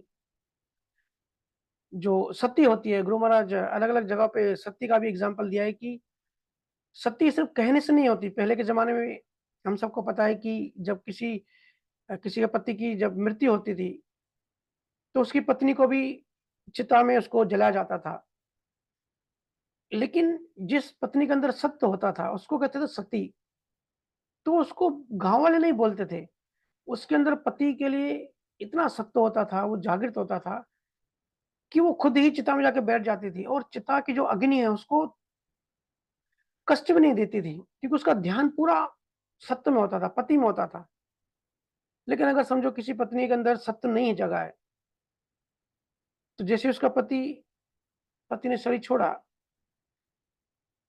तो पत्नी की इच्छा नहीं होगी अपने आप को जलाने की। पहले ऐसा होता था, फिर गाँव वाले ज़बरदस्ती उसको चिता में बिठाते थे। जैसे-जैसे फिर ब्रिटिश आए, जैसे-जैसे समय आगे बढ़ा, गुरु महाराज कहते हैं, "सुखराम सती सत बाढ़ में, जाय सर्व कहु जोय।" जो सत्य होती है वो भी स्वर्ग में जाती है। राम राम कहे मिलत है, सो प्रगट कहूँ तोय। राम राम जो मिलते हैं, राम राम कहते हैं, मैं बिल्कुल कॉन्फिडेंस से कहता हूँ, सो प्रगट कहूँ तोय, कि वो जो उसकी जो गति है, अच्छी गति होगी, लेकिन उसको मोक्ष नहीं मिलेगा, उसको परम मोक्ष मतलब उसको वापस आना पड़ेगा। एक आखिरी साखी लेते हैं, उसके बाद अ, क्वेश्चन लेते हैं, समय भी हो गया है। सभी जाप नाम सब वाणी, ओंकार कहे सब वाणी, सो सोहम से पैदा हुई, माया मूल आधा हुई। गुरु महाराज कहते हैं, ये अलग-अलग ग्रंथों से अलग-अलग साखियाँ हैं। सभी जाप नाम सब वाणी, ओंकार कहे सब वाणी। गुरु महाराज कहते हैं जितने भी नाम है, जो भी आप जपते हो, वो सब ओंकार से है। ओम सोम हम सबको पता है कि जो श्वास है, उसको ओम सोम कहते हैं। बाहर छोड़ने की जो श्वास है, उसको ओमकार की श्वास कहते हैं। जो लेते हैं, सोहम कहते हैं। और बहुत सारे ब्रह्मज्ञानी जो सोहम मंत्र का जाप करते हैं, या जो ब्रह्मज्ञानी होते हैं, तत्वमसि कहते हैं, अहम ब्रह्मास्मि कहते हैं। जो तू सो हम, वो कहते हैं कि वो ब्रह्म हम ही है, वो अपने आप को ब्रह्म कहते हैं। तो ऐसे सोहम सोहम मंत्र जो आया, तो गुरु महाराज कहते हैं कि जितने भी मंत्र हैं, इवन राम नाम भी नियक्षर नहीं है, तो वो ओम सोम ही है, मतलब वो माया और ब्रह्म के ही है। सत्य स्वरूप उससे नहीं पाओगे, बियॉन्ड नहीं जाओगे। जो न्यारा जो पद है, गुरु पद है, जो आनंद पद है, वहां नहीं जाओगे। सो सोह से पैदा हुआ, ये सब ओंकार और सोहम से ही पैदा होते हैं। माया मूड आद है वही, वो सब माया के ही हैं। माया से ही पैदा होते हैं और माया में ही जाते हैं। जैसी करे तो सो फल पावे, चमत्कार बाहर बन आवे, जो तो उजाला देखे भाई, हीरा मूरत या तन्माई। गुरु महाराज कहते हैं, जैसी करे तो सो फल पावे, चमत्कार बाहर बन आवे। जैसी जो करता है वो वैसा ही फल पाता है, लॉ ऑफ कर्मा। चमत्कार बाहर बन आवे, जो तो उजाला देखे भाई। देखिए गुरु महाराज जैसे बहुत सारे एग्जाम्पल से अलग अलग तरीके से बता रहे हैं कि नियक्षर को छोड़ के जितना भी आप सब करते हैं ना, वो सब माया और ब्रह्म की भक्तियां हैं। या तो माया में जाओगे या तो ब्रह्म में जाओगे, लेकिन वापस आना पड़ेगा। कुछ लोग कुछ भक्तियों में कहते हैं कि आंखें बंद करके हमको ध्यान मेडिटेशन किया तो ज्योत दिखाई दी, वो ज्योत को इमेजिनेशन, ज्योत को देखने के लिए कहते हैं। या कुछ होते हैं कि उनको हीरा जो होते हैं, हीरे जवाहरात, वो सब दिखते हैं। या किसी को देवी देवता दिखते हैं आंखें बंद करके ध्यान में, या वो देखने की कोशिश करते हैं। कुछ कहते हैं कि भाई गणेश का जाप करो तो गणेश के दर्शन हो जाएंगे। गुरु महाराज साफ शब्दों में कह रहे हैं, ये सब माया है, ये सब माइंड इमेजिनेशन है। जैसी करे तो सो फल पावे, चमत्कार बाहें बरमावे, जो तुजाला देखो भाई, हीरा मूरत या तन्माई। गुरु महाराज कहते हैं ये सब माया के अंडर में है। राम राम कोई आण बतावे, तो पर सत्य स्वरूप न पावे, सत्य साहिब कहे निस दिन कोई, अंत काल जासी सब रोई।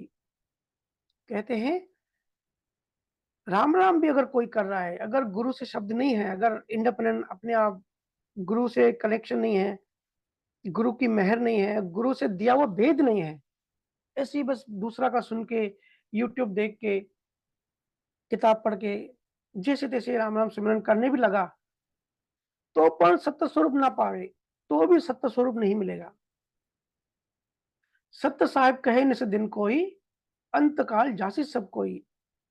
अगर कोई सत्य साहिब दिन रात करता रहता है, गुरु महाराज ने काफी डिटेल बताई है कि अगर कोई 24 घंटे उसको याद करता रहता है, नाम जपता रहता है, साहिब साहिब करते रहते हैं, तो भी अंतकाल जासी सब रोए, वो भी अंतकाल में जाके रोएगा, वो भी काल के मुख में जाके फंसेगा। इतना बड़ा ये माया और ब्रह्म का जो है ये जाल है, ये बहुत बड़ा पिंजरा है, हम सब जीवात्मा उसमें फंसे पड़े हैं। ठीक है, तो कुछ साखी आज मैंने पढ़ी तो आज ली। अभी लाइव क्वेश्चन यहाँ पे ले सकते हैं, अभी समय है। आगे की जी गुरु जी। महिमा की जो साखियां हैं वो आगे लेंगे।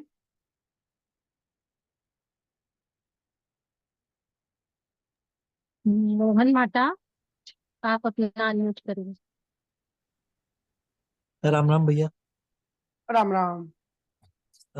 भैया मेरा सवाल था कि जी कर्मों के जैसे लोग बोलते हैं अमीर हैं लोग, अंबानी है ये हैं, भाई उनके पास बहुत सारा पैसा है लेकिन अध्यात्म नहीं है, तो ये भी एक कर्म है। और दूसरा अपन संत ले ले, जैसे सुखराम जी महाराज, कबीर साहब, संत रविदास, जो बिल्कुल मोची का काम करते थे, उनके पास अध्यात्म था लेकिन पैसा शून्य था, मतलब पैसा था ही नहीं। तो इन दोनों में कर्मों में क्या डिफरेंस है, मतलब ये समझाए हमें। देखो, ये जो अंबानी और जो भी है ना सक्सेसफुल लोग होते हैं, ये सब अपने अपने पास्ट में किए हुए अच्छे पुण्यों की वजह से होते हैं। इस संसार की डिजाइन कुछ ऐसी है कि हमको चलने के लिए शक्ति चाहिए। जैसे हमारे शरीर को ऑक्सीजन चाहिए ना, ग्लूकोज चाहिए, वैसे ही संसार में जो हमारा जीवन है, ये 1 इंच भी विदाउट शक्ति के नहीं चल सकता। और वो फोर्स कौन सी है, वो शक्ति कौन सी है? कर्मा शक्ति।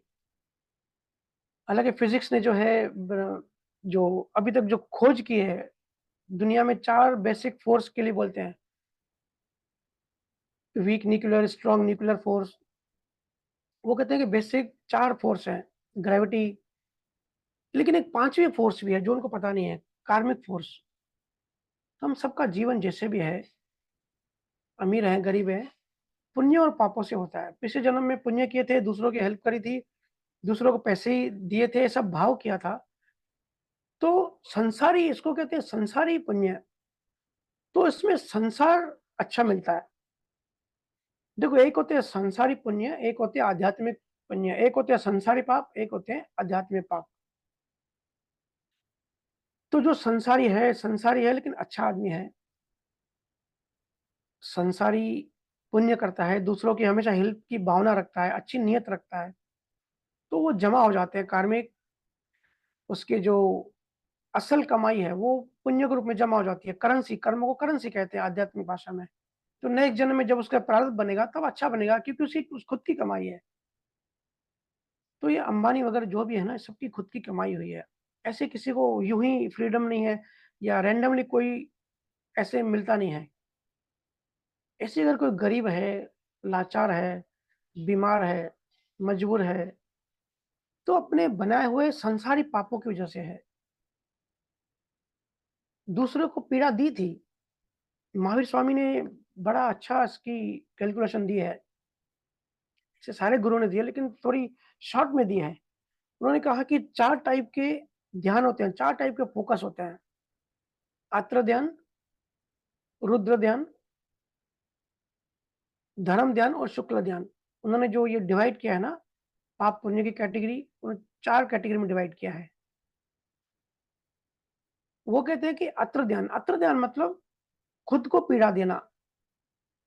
इससे भाव बनाना अंदर में कि खुद को पीड़ा दूँ, खुद से नफ़रत जो लोग करते हैं ना, खुद को एक्सेप्ट नहीं करते, खुद को प्यार नहीं करते।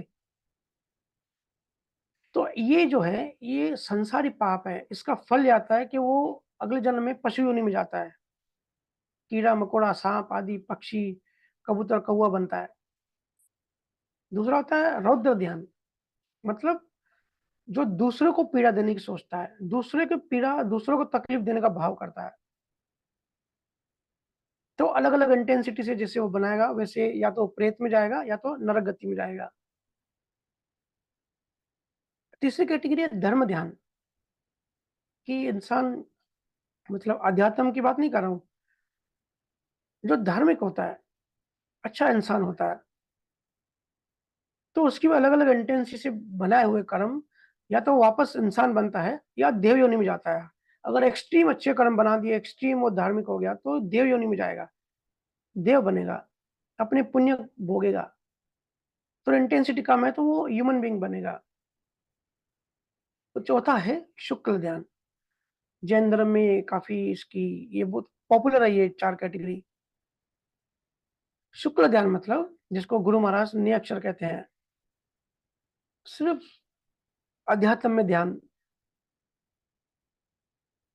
उसका फल ये आता है कि वो केवल ज्ञानी बन जाता है और मोक्ष में चला जाता है। तो ऐसे अलग-अलग पापों और अलग-अलग पुण्यों के अलग-अलग फल आते हैं, संसारी, लेकिन आध्यात्मिक पुण्य भी होते हैं। जैसे आपने किसी को अध्यात्म में हेल्प करी, ऐसा भाव किया, बाहर से हेल्प कहीं नहीं की, लेकिन ऐसी नियत करी, ऐसी इंटेंशन किया कि किसी को ज्ञान बताऊँ, लोग परेशान हैं, किसी को सत्संग पे बुलाया, किसी को लिंक दी, किसी को भजन सिखाया, किसी को अध्यात्म के बारे में उसके पीछे पढ़-पढ़ के उसको बताया कि अध्यात्म क्या है, मोक्ष क्या है, कौन-सी भक्ति से क्या होता है। तो ये सामने वाला फ़ॉलो करे नहीं करे, वो उसका अपना कार्मिक और उसका और गुरु का रिलेशन है, लेकिन आपने आध्यात्मिक पुण्य बना लिए। तो नेक्स्ट जन्म में इसका फल ये आता है कि आपको जो है गुरु प्रेम, गुरु आपको जल्दी मिलेंगे, गुरु की करुणा जल्दी मिलेगी और बहुत फ़ास्ट आगे बढ़ेंगे। दूसरों को आपने ऐसा भाव किया कि मैं दूसरों को ज्ञान दूँ, निमित्त से दूसरों को ज्ञान मिले कैसे भी, अच्छी नीयत से, तो दूसरे जन्म में हमको खुद को ज्ञान बड़ी स्पीड से, बड़े सहज संजोग मिलते हैं। देखो हम सबको घर बैठे गुरु को ज्ञान मिलता है। इतना आसान नहीं है, एक तो केवल ज्ञान सुनना और घर बैठे अपने-अपने। अब देखते हो लोग विदेश जाते हैं, पता नहीं कहाँ-कहाँ जाते हैं ज्ञान लेने, लेकिन पार्टीज़ करके चले आते हैं, ज्ञान नहीं मिलता। तो डिपेंड करता है। और आध्यात्मिक पाप मतलब किसी को रोकना, किसी को अध्यात्म में आगे बढ़ने से किसी इसको स्टॉप करें, किसी को सत्संग में जाने से रोकना, किसी को भजन सुमरन कोई ध्यान कर रहा है तो उसको डिस्टर्ब करना, इस तरह के जो होते हैं वो आध्यात्मिक पाप होते हैं। उनको फिर जल्दी अध्यात्म नहीं मिलता, उनको जल्दी गुरु नहीं मिलते, उनको जल्दी ज्ञान नहीं मिलता। वो हमेशा बेबुद्धि पैदा होते हैं और स्ट्रॉन्ग अज्ञानी होते हैं। ऐसे जो जीव है वो जल्दी भक्ति को एक्सेप्ट नहीं करते। वो या तो नर्क में होते हैं, प्रेत में होते हैं, और अगर संसार में होते हैं तो भी इस तरीके से होते हैं, मतलब झोपड़पट्टी में रहेंगे और बिल्कुल अध्यात्म से दूर रहेंगे। जैसे ही अध्यात्म का नाम लोगे ना तो उनके अंदर एक आग आग मच जाएगी। जब तक कि कोई गुरु उनके ऊपर करुणा ना करे, गुरु कृपा ना करे।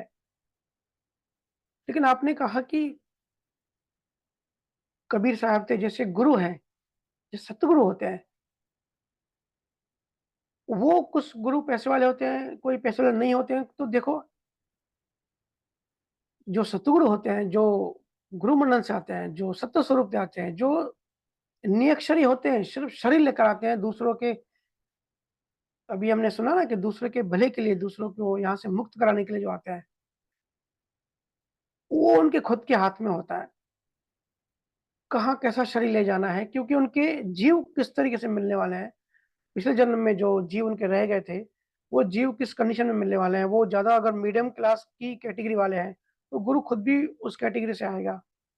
अगर किसी देश में एक साथ ज़्यादा जीव पैदा होने वाले हैं, तो वो गुरु वहाँ उस देश में जाके जन्म लेगा, क्योंकि वो सतगुरु है, ब्रह्मांड का राजा है, माया का उसके ऊपर जोर नहीं चलता। सिर्फ उसकी करुणावश वो खुद आते हैं। जैसे भी हमने बात कही कि वो जेल में आते हैं, तो वो भी शरीर धारण करके आते हैं। लेकिन जैसे हमने कई बार सुना कि दशम द्वार हो जाता है, तो मेरे से लोग पूछते हैं कि भैया, अब जैसे हमने अभी भी सुना कि दशम द्वार के बाद ज्योत ज्योत से मिल जाती है, गुरु अपने जैसा बना लेता है, तो क्या सभी नाम जागृत कर सकते हैं, सभी सतगुरु बन सकते हैं? तो इसमें ऐसा होता है कि देखो, जो दशम द्वार हो जाता है, जब या कोई केवल ज्ञानी बन जाता है, तो दो तरह के केवल ज्ञानी होते हैं। एक जो खुद का सिर्फ उद्धार करता है, खुद ज्ञान समझता है, पूरा रिसर्च करता है, अनुभव करता है, और एक दिन चला जाता है। उसकी जीवात्मा क्षय हो जाती है, मोक्ष में चला जाता है, उसकी बात, उसका अस्तित्व खत्म हो जाता है। कुछ केवल ज्ञानी होते हैं, पिछले जन्मों में उन्होंने जगत कल्याण का भाव किया होता है कि इसका, ये जो अज्ञान में फंसा हुआ ये ज्ञान में जाए। तो ऐसे जब भाव, बहुत ज्यादा भाव इकट्ठा होते हैं, तब जब उसको केवल ज्ञान होता है, तब वो निमित्त बनता है दूसरों को शब्द जागृत करने के। ऐसे गुरु महाराज ने 20 बताए कि हर समय 20 सतगुरु हमेशा हर पल धरती पे होते ही हैं, दूसरों के कार्य करने के लिए।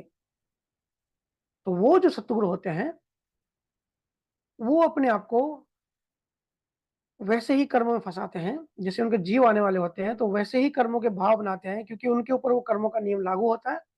तो वो कर्मों के नियम के हिसाब से, वो जैसे उनके कर्म होते हैं, वैसा वो पैदा हो जाते हैं। लेकिन अगर कोई सतगुरु है और पैसा नहीं है, गरीब घर में है, मेहनत करनी पड़ रही है, सतगुरु को कुछ फ़र्क नहीं पड़ता, क्योंकि वो तो, उसको नाम मिल गया, उसको तत्व मिल गया है, उसको असली खजाना मिल गया है। तो अमीरी-गरीबी जैसे हम समझते हैं, जैसे हमारा डेफ़िनिशन होता है, वैसे गुरु की डेफ़िनिशन नहीं होती। जैसे कबीर साहब, मैं वाराणसी में देख के आया, एक झोपड़पट्टी में रहते थे, लेकिन कभी भी कबीर साहब को ऐसा महसूस नहीं हुआ रहेगा कि वो झोपड़पट्टी में रहते हैं या वो पैसे में कम थे, क्योंकि उन वो तो माया की चीज़ें हैं। गुरु का फ़ोकस भी नहीं होता उन चीज़ों पे। गुरु का ध्यान, जो श्रुति होती है, अभी भी हमने सुना ना कि उनका घर ब्रह्मांड में है, वो ब्रह्मांड के ऊपर बैठे रहते हैं। तो ब्रह्मांड के जो ऊपर बैठे हैं, उनकी श्रुति वहाँ है, तो सिर्फ़ शरीर जहाँ है, तो उनको फ़र्क नहीं पड़ता कि वो राजा के घर में पैदा हो रहे हैं या किसी गरीब के घर पैदा हो रहे हैं। रविदास जी जो मीराबाई के गुरु थे, मोची थे, पूरी ज़िंदगी एक ही जगह बैठ के वो उन्होंने मोची का काम किया, लेकिन ऐसा आनंद, ऐसा ज्ञान, तत्व ज्ञान जो उन्होंने मीरा को दिया, तो उनको फ़र्क नहीं पड़ता है, उनको उनका ध्यान भी नहीं होता। लेकिन ऐसे निरक्षरी जो सतगुरु होते हैं, जो निरक्षरी जो संत होते हैं, उनकी सुरक्षा प्रकृति करती है। जैसे हमारे घर कोई मेहमान आता है, बड़ा वीआईपी होता है, लेकिन मेहमान आता है तो कैसे हम उसकी केयर करते हैं। ऐसे ही जैनों की ग्रंथों में भी काफ़ी डिटेल्स बताई है कि अगर कोई केवल ज्ञानी है, तो पूरी जो ब्रह्मांडी शक्तियाँ हैं, वो उसके बॉडीगार्ड बन के आ जाती हैं, वो उसकी सुरक्षा करते हैं, हर चीज़ की। क्योंकि गुरु अपनी मर्ज़ी से आता है। अगर गुरु गरीब भी है, लेकिन उसकी सुरक्षा भी पूरी जो ब्रह्मांडी शक्ति होती हैं, वो भी उनके दर्शन करने आती हैं, वो भी उनका सत्संग सुनने आता है। उनको कोई शरीर को नुकसान ना करे, कोई कर तो नहीं सकता लेकिन ऐसा भाव ना करे, वो ब्रह्मांडीय शक्ति उनका पूरा ध्यान रखती है। क्योंकि वो वीआईपी है, वो दूसरी जगह से आया है और कुछ समय के लिए आया है। अपने जीवों को लेके जब उसका टारगेट पूरा हो जाएगा, जब उसका काम हो जाएगा, वो चले जाएँगे। गुरु महाराज ने जैसे कहा कि मैं हर युग में आता हूँ, कबीर साहब ने कहा मैं बार-बार आता हूँ। तो जब तक उनके जीव खत्म नहीं होते तब तक बाबा बार-बार आते हैं ऐसे केवल ज्ञानी, जो परम केवल ज्ञानी होते हैं। तो गुरुओं का और अमीर-गरीब का कुछ आपस में कंसर्न नहीं है, कनेक्शन नहीं है। सतगुरु हमेशा अमीर होते हैं, चाहे मटेरियलिस्टिक लाइफ़ कैसी भी हो, क्योंकि वो पूरे ब्रह्मांड के राजा होते हैं। हम अमीर समझते हैं जिसको 4-5 दुकानें हो, उसको बड़ी बिल्डिंग है, उसको बड़ा बिज़नेस है, या अंबानी समझते हैं। तो अंबानी जैसे लाखों भी आ जाए, वो भी कबीर के सामने गरीब ही हैं। ठीक है, Mohan ji? Next question please. Prem Tapadia, आप अपना अनम्यूट करिए।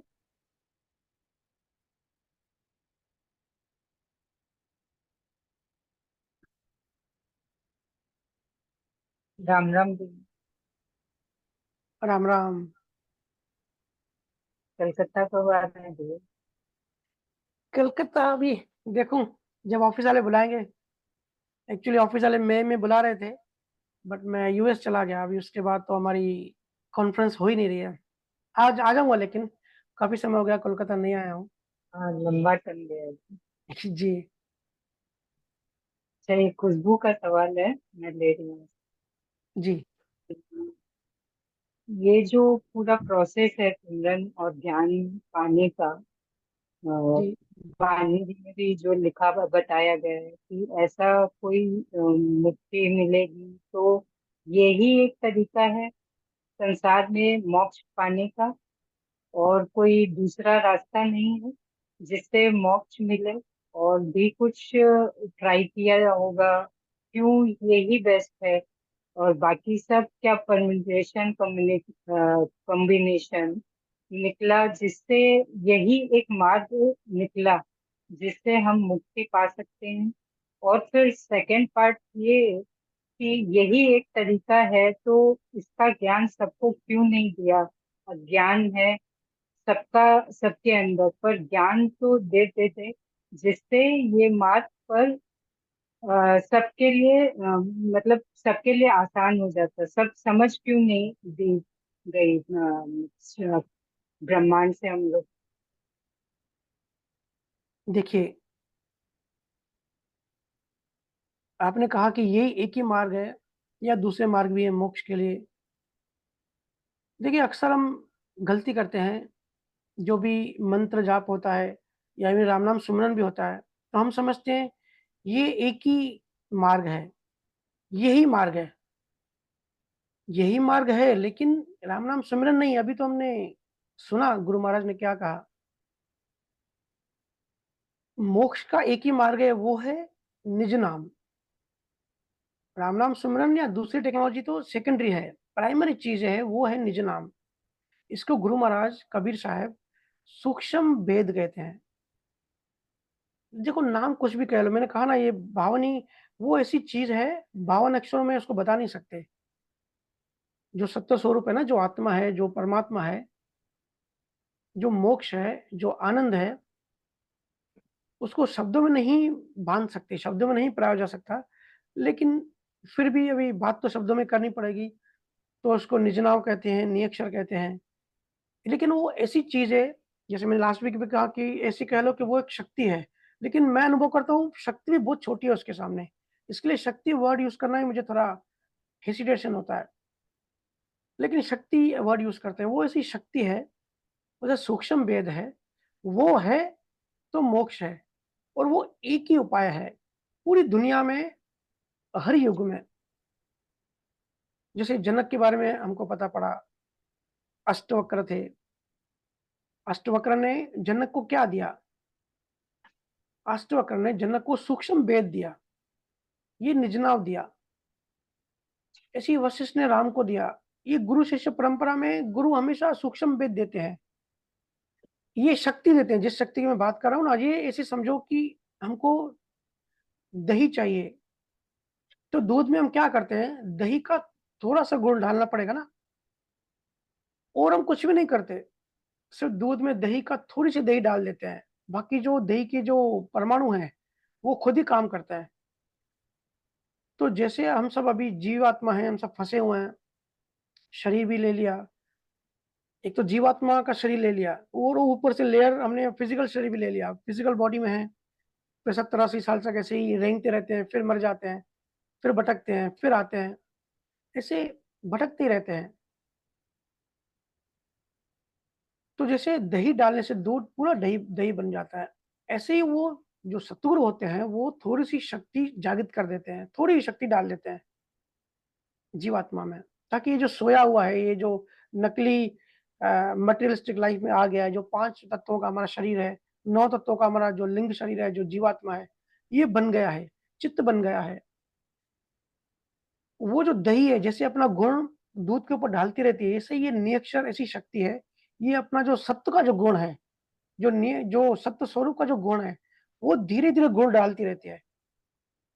किसके ऊपर? जीवात्मा के ऊपर, और उसको खत्म करती जाती है। तो हर समय, हर पल, हर जुगत में, हर देश में एक ही मार्ग है, सत्य का मार्ग, मतलब सत्य का थोड़ा सत्य चाहिए। हम माया में बैठे हैं, जैसे हम समुद्र में बैठे हैं, तो समुद्र का पानी खारा होता है और अभी हमको मीठा पानी चाहिए, तो हमको समुद्र में कहीं से भी पानी पिएँगे तो खारा ही होगा ना। हमको चाहिए मीठा पानी, तो वो क्या करना पड़ेगा? बाहर से पानी, नदी का पानी कोई जब कोई लेकर आए, तब हम पिएँगे, तब हम कहेंगे कि हाँ, हमने मीठा पानी पिया। तो वो चीज़ बाहर से आनी चाहिए। तो सत्य स्वरूप मोक्ष का मतलब होता है, वो जो चीज़ है वो बाहर से आनी चाहिए। ये माया, ब्रह्म, पूरा ब्रह्मांड है ना, ये सब एक ही है। गुरु महाराज वही तो कहते हैं कि आप किसी की भक्ति करो, वहीं-वहीं भटक रहे हो। सत्य स्वरूप का बीज नहीं है। ये तो माया और ब्रह्म के बीज हैं। यहीं भटक रहे हो। कभी नर्क में, पाताल में जा रहे हो, कभी स्वर्ग में जा रहे हो, लेकिन इसी पिंजरे में गोल-गोल घूम रहे हो। ये बहुत बड़ा पिंजरा है। इस पिंजरे से निकलने के लिए बाहर के पावर चाहिए, बाहर से शक्ति चाहिए। तो ये जो नियक्षर है ना, ये बाहर की शक्ति है। प्रकृति के बाहर की, प्रकृति के बियॉन्ड की। तो सतगुरु के माध्यम से ये थोड़ी-सी जागृत हमारे अंदर हो जाती है। तो धीरे-धीरे, धीरे-धीरे फिर हम पूरा ही, जैसे सुबह तक पूरा दूध दही बन जाता है। ऐसे ही एक दिन ये जीवात्मा खत्म होके सब खत्म हो जाता है। जो चेतना है वो स्वरूप हो जाती है। स्वरूप में स्थिर हो जाती है, या स्वरूप बन जाती है, या बूँद समुद्र में समा जाती है, एक हो जाता है। तो सूक्ष्म भेद तो यही है, मार्ग तो यही है। लेकिन कई लोग मेरे से इस बारे में चर्चा करते हैं कि भाई, फिर 24 तीर्थंकरों को मोक्ष मिला, लेकिन उन्होंने तो राम नाम सिमरन नहीं किया था। जनक का तो कहीं लिखा नहीं है राम नाम सिमरन किया था, नहीं किया था। दुर्वासा ने, या तो देखिए, राम नाम सिमरन अलग बात है और नियक्षर अलग बात है। लेकिन कलयुग में जो टेक्नोलॉजी है, जो केवल ज्ञानी ये टेक्नोलॉजी लेकर आए, कि क्योंकि कलयुग में कर्मों का पहाड़ है हमारे अंदर।